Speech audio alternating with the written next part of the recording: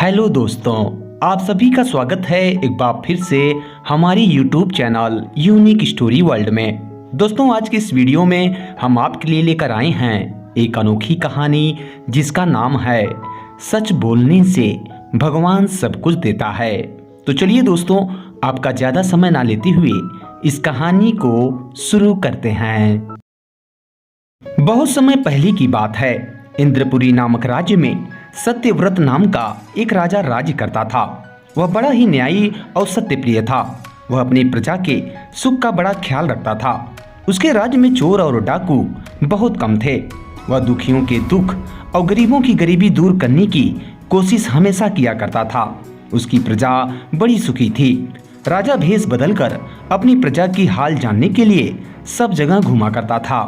एक दिन राजा सन्यासी का भेष धारण करके हाथ में एक कमंडल लिए नगर में भ्रमण कर रहा था। रात का समय था।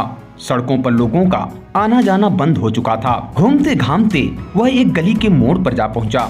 वहां पहुंचते ही अचानक एक चोर उसके सामने आ खड़ा हुआ। सन्यासी बना राजा बिल्कुल भी नहीं घबराया। चोर ने सन्यासी से कहा, तुम्हारे पास जो कुछ रुपया पैसा है वह सब मुझे दे दो।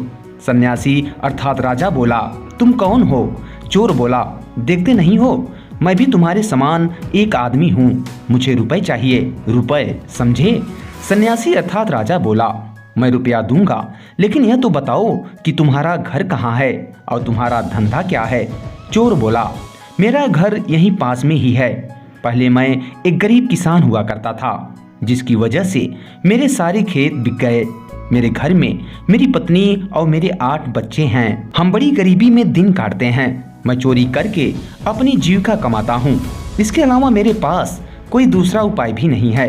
चोर की बातें सुनकर सन्यासी बने राजा ने कहा, भाई देखो, मेरे पास जो कुछ भी है वो सब कुछ तुम्हें दे दूंगा, लेकिन तुमसे एक बात की प्रतिज्ञा चाहता हूँ। चोर बोला, कैसी प्रतिज्ञा?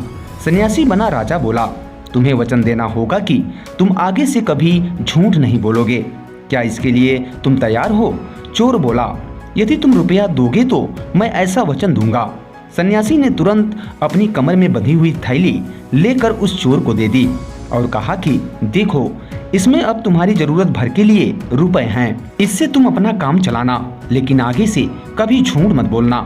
यदि तुम हमेशा सच बोलोगे तो रुपए अपने आप ही मिल जाएंगे। चोर ने पूछा, वो कैसे महाराज? सन्यासी बोला, भगवान दे देंगे।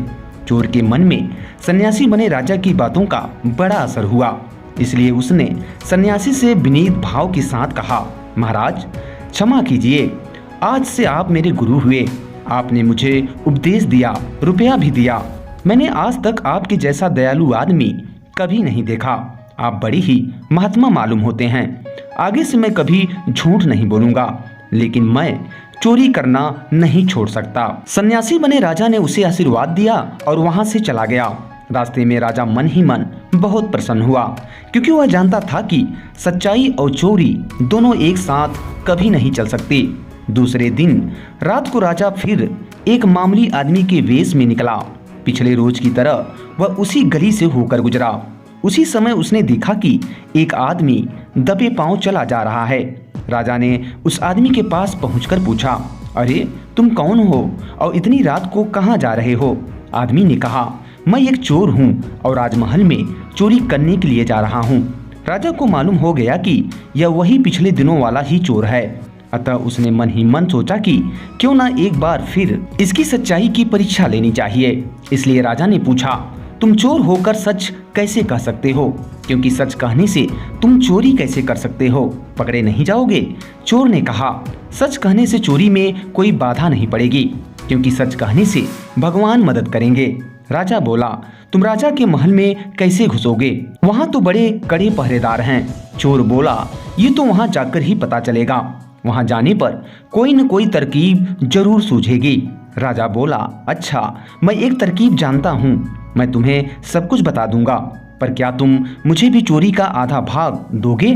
चोर ने पूछा, तुम कौन हो? क्या मेरी तरह तुम भी? राजा ने जवाब दिया, हाँ, मैं भी तुम्हारी तरह एक चोर ही हूँ, लेकिन मुझे महल में घुसने की इतनी हिम्मत नहीं है। चोर बोला, बड़ी खुशी की बात है, मुझे एक अच्छा साथी मिल गया। तुम तरकीब बता दो, फिर देखो कि मैं कैसे चोरी करता हूँ। दोनों महल के पास पहुँचे। राजा ने चोर को अंदर जाने का एक गुप्त मार्ग दिखाते हुए कहा, इधर से होकर जाओ, अंदर पहुंच जाओगे। चोर उस रास्ते से चला गया और महल के एक बड़े कमरे में पहुंच गया। वहां एक छोटा सा संदूक था। उसने उसे खोलकर देखा तो उसमें 5 हीरे की अंगूठियां थी। वह बड़ा खुश हुआ, लेकिन फिर सोचा कि यदि मैं 5 चुरा लूं तो आधा आधा बांटना मुश्किल हो जाएगा। यह सोचकर वह 4 ही अंगूठियां लेकर बाहर आ गया। राजा ने पूछा, क्या हुआ, कुछ मिला? चोर बोला, 4 हीरे की अंगूठियां मिली हैं। राजा ने कहा, बस इतना ही? चोर बोला, हाँ। वहाँ एक पेटी में 5 हीरे की अंगूठियां थी, लेकिन मैंने सोचा कि 5 लेने से बराबर बांटने में कठिनाई होगी, इसलिए मैंने 4 ही ली है। राजा को चोर की बात पर पूरा विश्वास हो गया और पहले की शर्त के अनुसार 2 अंगूठियां लेकर चोर वहां से चला गया। किंतु उसके जाने से पहले चोर के घर का पता भी राजा ने उससे पूछ लिया था। दूसरे दिन राजा ने अपने मंत्री को बुलाकर कहा कि कल रात को मैंने यहाँ किसी के पैरों की आहट सुनी थी, इसलिए उस बड़े कमरे में जाकर देख लो कि उस छोटी पेटी में 5 हीरे की अंगूठियां हैं या नहीं। मंत्री उस बड़े कमरे में गया। पेटी खोलकर देखा तो उसे उसमें सिर्फ एक ही अंगूठी दिखाई पड़ी। मंत्री ने सोचा कि एक अच्छा मौका हाथ लगा है, अब इस हीरे की अंगूठी को मैं चुरा लेता हूँ और राजा से बोल दूंगा कि चोर सब उड़ा ले गए।